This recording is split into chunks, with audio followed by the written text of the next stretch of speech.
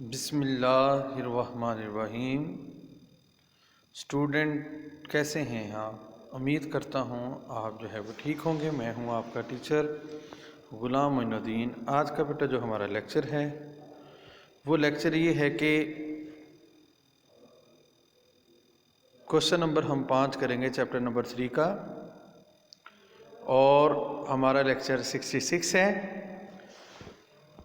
جو آج کرنا ہے ہم نے وہ ہے تعلیمی پالیسی 1979 کی اہم سفارشات کا جائزہ لیجیے۔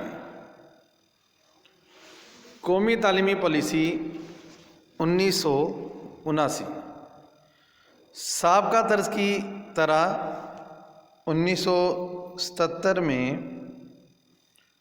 جنرل ضیاء الحق نے حکومت سنبھالتے ہی تعلیمی حالات کا جائزہ لینے کے لیے ایک کانفرنس بلائی اور وسیع پیمانے پر تعلیمی اصلاحات کی تجاویز جمع کرنے کا اہتمام کیا گیا، جن کی روشنی میں یہ پالیسی بنائی گئی۔ وزیر تعلیم جناب محمد خان ہوتی نے 1979 میں یہ تعلیمی پالیسی شائع کروائی، اور اس کی جو اہم سفارشات وہ درج ذیل ہیں۔ وہ کون کون سی ہیں؟ آئے ہم پڑھتے ہیں۔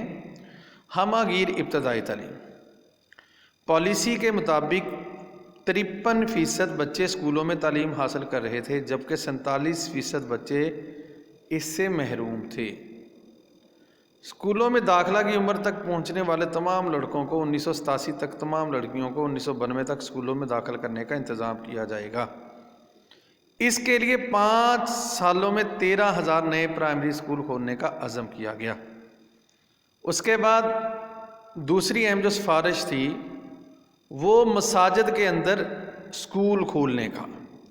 اخراجات بچانے، مساجد اور ان کے عملے سے فائدہ اٹھانے کے لیے یہ تعلیمی پالیسی طے کی گئی کہ مساجد اسکول شروع کیے جائیں گے، جس میں قرآن پاک کی تعلیم، مذہبی تعلیم کے ساتھ ساتھ ابتدائی تعلیم کے دوسرے مضامین شامل کر لیے جائیں گے۔ امام مسجد کی مدد کے لیے ایک تربیت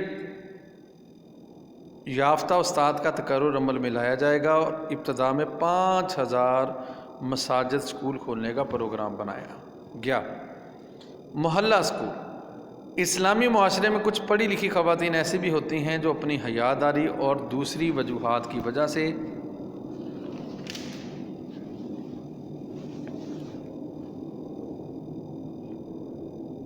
اپنے گھر کے ماحول سے باہر نکل کر کام کرنا پسند نہیں کرتی، تو لہٰذا خواتین نے اپنے گھروں میں صبح یا شام کے اوقات میں محلہ کی بچیوں کو قرآن پاک پڑھانے، سلائی کڑھائی وغیرہ کی تربیت دینے کا کام جاری کیا ہوا ہے۔ اور قومی تعلیمی پالیسی میں تعلیمی اور تربیتی مرکزوں کی اس نظر انداز شدہ قسم سے فائدہ اٹھانے کے لیے تربیت یافتہ خواتین کے ذریعے تعلیم کو چلانے کا پروگرام بنایا۔ فیصلہ کیا گیا ایسے اداروں کی معلمات کو اعزازی تنخواہیں دی جائیں گی، اور طالبات کے لیے مفت درسی کتب دیے جائیں گی، اور تدریسی جتنے بھی اور سہولتیں ہیں وہ بھی فراہم کی جائیں گی۔ اور ان اداروں کے نصاب میں گھریلو اقتصادیات کو بھی شامل کیا جائے گا، اور یہاں پر بڑی عمر کی خواتین کو بھی تعلیم دی جائے گی۔ دیہی ورکشاپ اسکول تعلیم حاصل نہ کرنے والے، تعلیم مکمل کرنے سے پہلے اسکول چھوڑ کر دینے والے بچوں کی تربیت کا ملک میں کوئی انتظام نہیں تھا۔ ایسے بچوں کو حصولیت معاش کے قابل بنانے کے لیے 1,000 ورکشاپیں کھولی گئیں۔ ایسے ورکشاپ اسکول میں تربیت یافتہ عملہ مقرر کرنے کے علاوہ پیشہ ورانہ لوگوں سے وہ مدد لینے کا پروگرام بنایا گیا۔ پھر اس کے بعد 1979 کی تعلیم میں خصوصی بچوں کی تعلیم، جو بیچارے معذور تھے، یہ پہلی دفعہ وہ اس پالیسی کے اندر یہ سفارشات پیش کی گئیں۔ ٹھیک ہے جی۔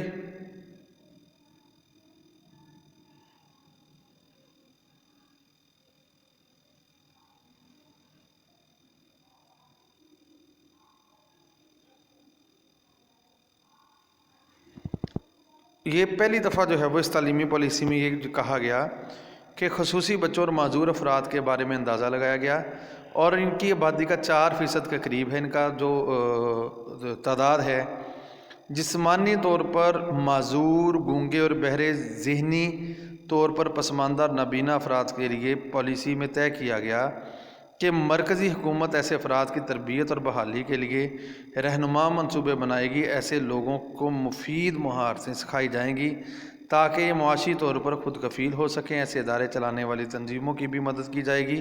حکومتی سطح پر تعلیمی پالیسی میں پہلی دفعہ ایسے لوگوں کی تعلیم کی طرف توجہ دی گئی۔ اس کے بعد بیٹا آ جاتا ہے اسلامی مدارس۔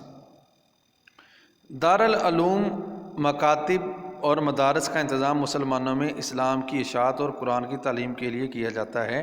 یہ ادارے مفت تعلیم کا بندوبست کرتے ہیں۔ ان اداروں کی طرف حکومت نے کبھی توجہ نہیں کی اور ان اداروں کے بورڈوں کے ساتھ الحاق کا بھی جائزہ لیا جائے گا۔ ان اداروں کے فارغ التحصیل طلباء کو سرکاری ملازمتیں دی جائیں گی۔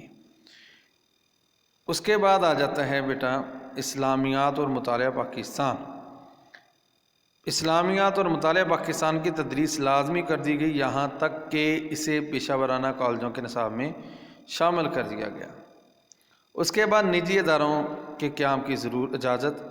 1972 سے 80 کی تعلیمی پالیسی میں نجی اداروں کو قومی تحویل میں لے لیا گیا۔ اس پالیسی میں جو ہے دوبارہ نجی اداروں کے قیام کی اجازت دی گئی۔ یونیفارم طے کیا گیا کہ 1979 سے 80 سے تمام اسکولوں میں ایک جیسا یونیفارم لازمی ہوگا۔ لڑکوں کے لیے طے کیا گیا کہ وہ ملیشیا کی شلوار قمیض پہنیں گے، لڑکیاں ہلکے نیلے رنگ کی قمیض سفید شلوار استعمال کریں گے۔ دوپٹے کا رنگ ادارے کی مرضی کے مطابق ہوگا۔ موسم سرما میں بھی اضافی کپڑوں کے ساتھ یہی لباس استعمال کیا جائے گا۔ اس کے بعد ذریعہ تعلیم۔